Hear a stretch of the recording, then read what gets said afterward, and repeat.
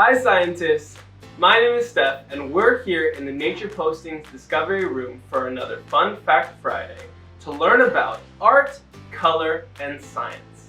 Now you might be asking, how are all those three connected? Well, let's find out.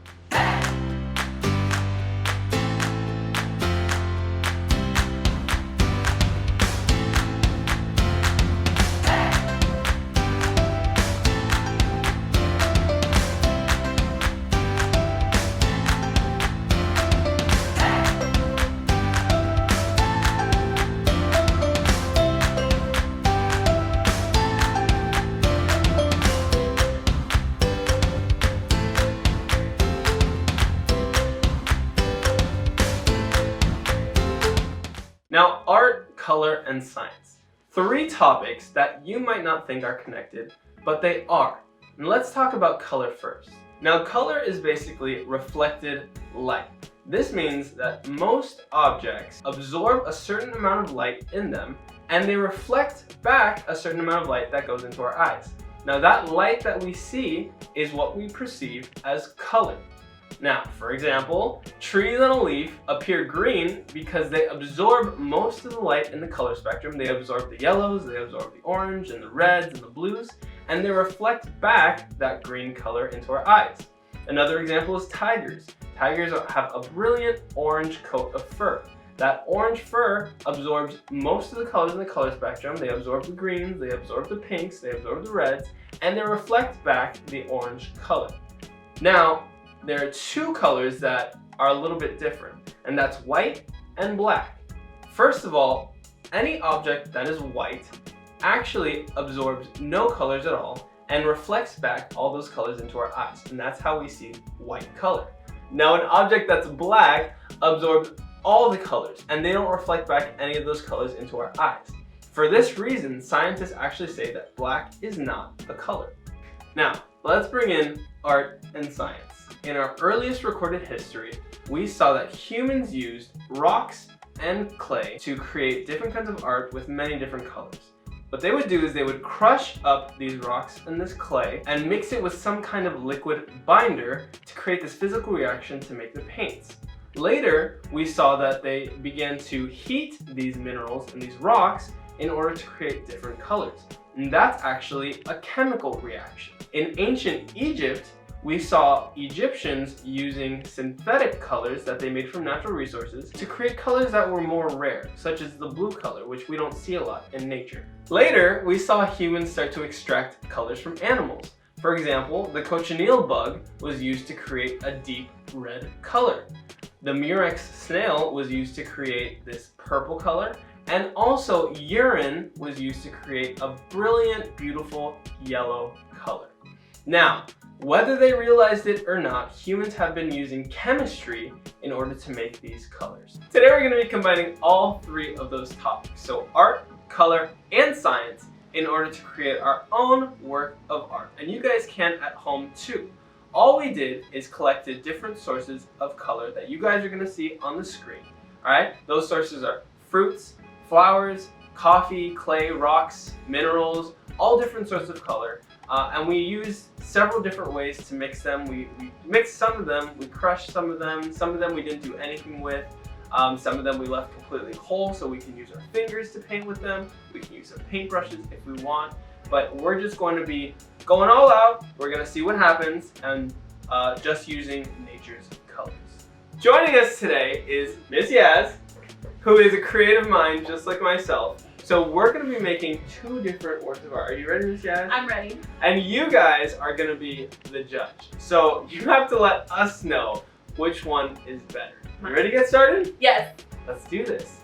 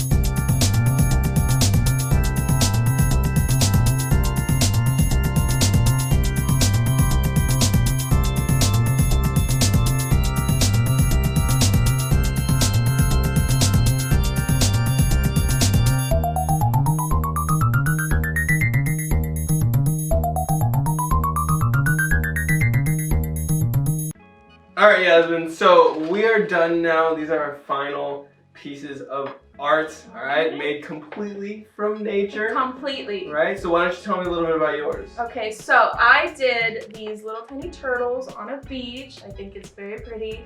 What I did to get the sand, I used a lot of clay. I used a lot of orange flowers and yellow flowers, had to mash those. So I used a bunch of different types of techniques. I used my fingers for a lot of it. I used brushes. I also used the flowers as a whole, just to kind of like rub it on the painting. And for the blue, we actually used blueberries.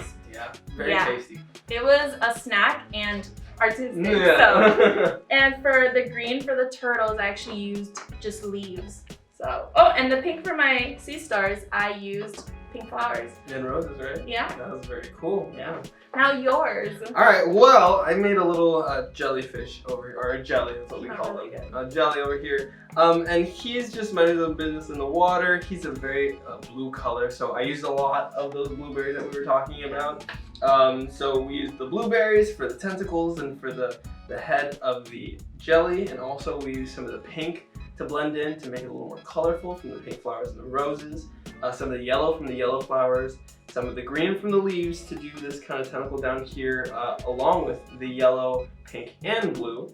And I also did use some of the yellow flowers as a paintbrush. Yeah, I saw you doing that. To do little dots right there, right? And then for the background, of course, the blueberries, but I did spritz a little bit of the blueberry and the rose water too. So I also used some coffee to accentuate the colors a little bit to make them a little bit darker and richer. Yeah, I like that. I like that a lot. Yes. So we're done here, but you guys at home are not. We want to see what you guys think of our pieces of art. Yeah. We worked really hard on them, but you guys are going to be the ones to pick a winner. And I don't know, Yasmin, I don't really want to clean up this mess. I don't want to clean it up. Well, I guess whoever wins is going to have to be the one that takes a nap. Okay, well, perfect. the other one cleans it up. Perfect. That sounds good, fine. right? Now, you guys go ahead and tell us who did the best in the comments. Also, we want to see your artwork, and you guys can share it with us on our Nature Postings Instagram and Facebook. Go outside and try to get some nature colors, right? And try to use that in some of your art. Of course, grab anything you can. Don't forget to tag us in those posts. And we're really excited to see what you guys come up with. Absolutely. So guys, this was really, really fun. This is it for our Fun Fact Friday. So don't forget to tune in next week for another Fun Fact Friday. And like and subscribe. And don't forget to join us to discover the truth in nature's voice. Bye, scientists.